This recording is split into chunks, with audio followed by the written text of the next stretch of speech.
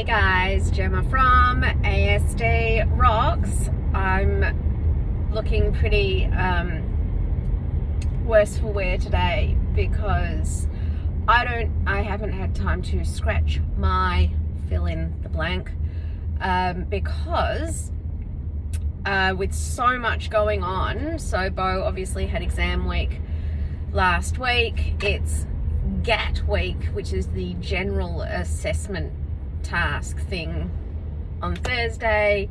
Trying to catch up on a whole load of little bits and pieces that Kazzy's missed out on, plus Finn's birthday, which I am now on my way out to Lombard's to pick up a helium tank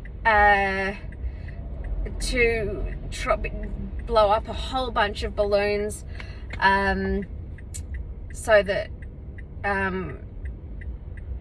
can blow up balloons in the house.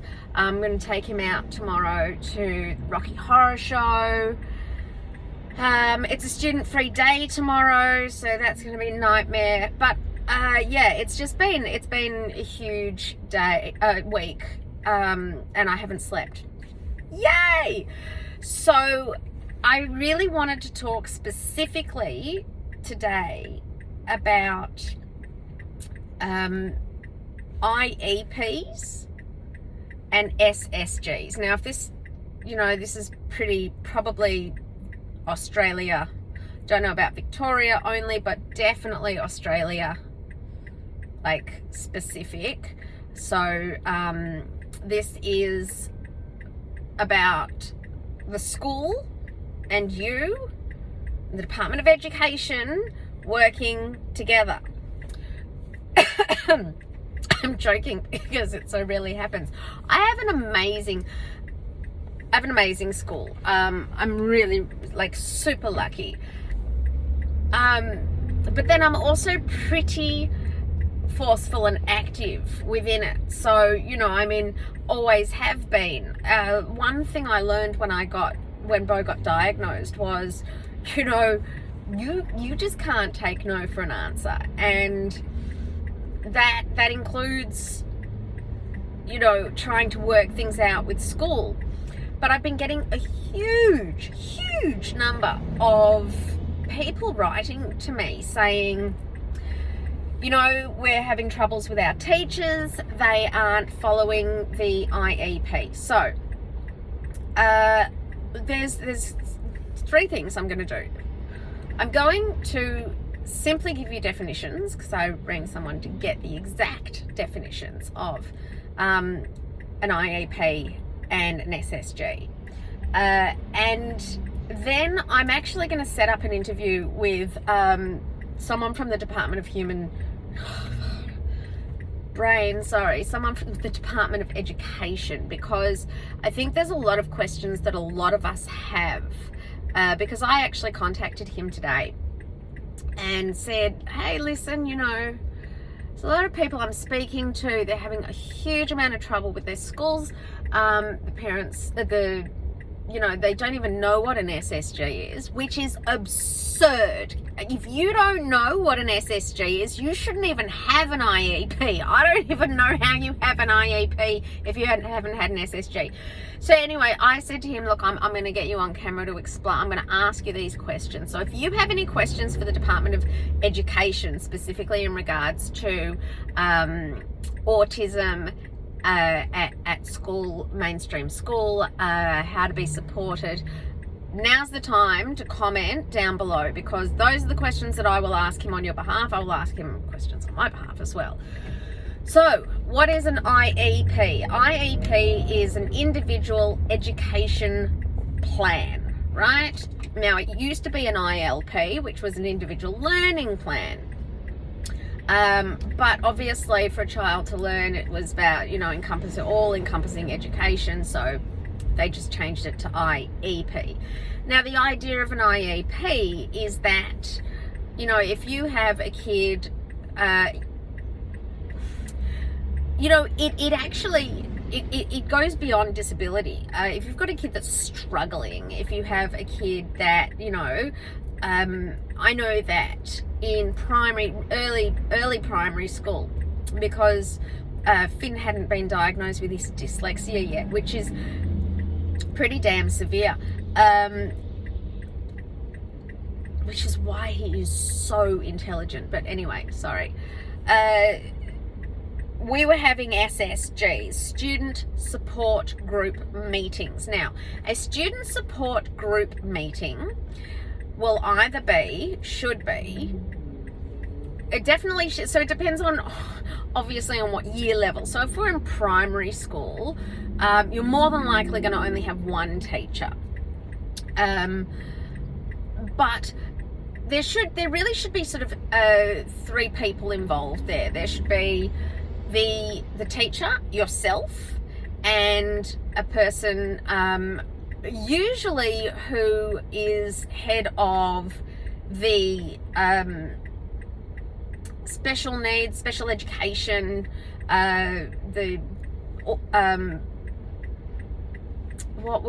I'm trying to think of what I call them, like the AIDS supervisor. I don't know. You know who I'm talking about, though. So whoever is looking after the, all of the AIDS and all of the special needs kids and all of that sort of stuff. So those should be the 3 people. Now, in my situation, I obviously go hell for leather, because when I have an SSG, I get the people in an SSG who are going to be involved with Bo and actually have the capacity to make the changes that need to be implemented. So I have it changes each year, obviously, because with him being there's a student manager of each year level. So we'll have the student manager, we will have the person for this year, for person who's in charge of exams. I've got an amazing assistant principal, and also I often will get he was sick last time, so couldn't come, but the autism advisor from the Department of Education. So we are all sitting in one room together, right? There's no confusion. One person should be taking notes, yeah? This is an SSG, is for you. The student support group meeting is for you and the teachers and whoever is in charge of the teachers to create this IEP. Now you can have your speech therapist there. You can have, I had someone ask, can we get our occupational therapist to Zoom in? And I was like, yes, absolutely. Like, this is a student support group meeting. Everybody there should all be on the same page. And the more people you've got supporting this child, whether it's in school or out of school, on the same page, doing the same thing, it's only going to be better for the kid. Right? And this is where we discuss, right, he's having a problem with. This is where we're having the problem. What's the school going to do to fix it, and how are we going to get that done? How we're actually going to implement it. Now, I've never had any problems with an SSG. An SSG is phenomenal. And the notes that are taken down and the plan that's produced from it and the outcome of the SSG. Now, this is really important, guys. Really important, because if you're having trouble with your school following an IEP, an individual education program, then you need to be asking for an SSP, because, quote from my friend who I called and said, what's going on? You can't not follow an IEP. It's mandate. Okay, I'm going to say that one more time. And when I get the interview with him, like I said, I'll really dig into this, because you know, well, okay, it's mandate. The stuff that you work out in this SSG, the plan that you come up with, we really, you know, it's mandate. What are the ramifications if they don't? How? What do I do? Who do I report to? All that sort of stuff. So I will get those answers for you, but I need you to ask those questions so that I can relay those questions on. I've never, look, don't get me wrong, I'm not saying that there hasn't been one or two teachers that weren't necessarily capable of getting on board, but that doesn't mean that the school wasn't capable of making the changes to change if a teacher wasn't able for whatever reason to get on board with the program and what was happening. If it was impacting Bo in such a way, then the school would make a change to the class, the teacher, the whatever it was, and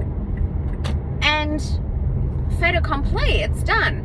So there's really no reason that there shouldn't be everybody together, working together to help this kid. And if you feel like you're fighting your school, something's not right there, you know. The relationship, I believe that I have with every one of Bo's teachers, you know, including, you know, all of the faculty, all the staff, the principals, you know, I do my best to support and help them. So I don't really know what's going on in other schools. I do know that I had a massive problem with one of the principals when he used to go to Blackrock Primary. The first principal that was there was absolutely phenomenal. The AIDS supervisor was phenomenal. The special needs supervisor, phenomenal. Everything with Bo, unbelievable. The second that principal left, there was a reshuffle and it all went downhill. I mean, ridiculously downhill. Oh, there it is. That's the Lombard's place. And what does that say? Because I have to stupid bloody helium tank. So I'm gonna get this this person from the Department of Education to answer all of our questions, but I need you, like I said, to answer them, to ask the questions so I can ask him direct ones. He has the answers for everything. You know, it's just a matter of putting specific scenarios or things to him so that we can get the exact understanding of, well, you know, I'm having trouble here. What do I do if? What are the ramifications? Who do I report it to? How, you know, why aren't I getting, you know, what happens if I have one teacher that, you know, it isn't going along with the plan? Obviously, I've always just sort of tried to fix it straight through the school, because I always believe that the school is, you know, there to help. They've always been phenomenal with me. You know, that's not saying we haven't had hiccups in the road, but still, yeah, just that's what's coming up, guys. I'm going to do a big thing on school and Department of Education. Look, I'm sure that around the world there will be similar programs put into place. They may not have the same abbreviations, the same names, but I'm quite sure that, you know, in England there will be some sort of, you know, parallel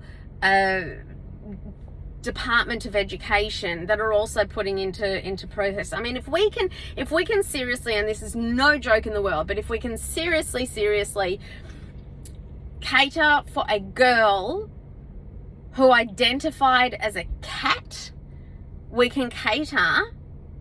And that school was forced to put out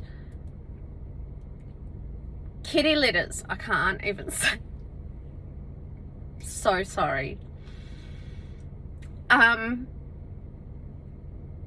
she was, quote, non-verbal and very intelligent. And yes, this is 100% true and real. She's not a cat anymore, by the way, doesn't identify that way anymore, because she started to like a boy and realized that a boy didn't want a cat for a girlfriend, and so unidentified as a cat. And this is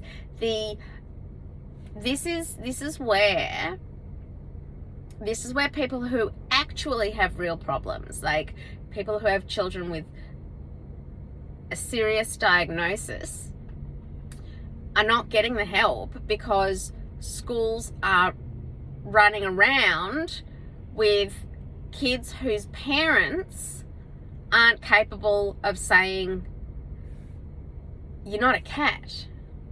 Like, I don't care how you identify. You need some psychology. We need to get you to a therapist, and we need to work through and you know, what is this about? Not turn up to the school and start demanding litters put around. I can't.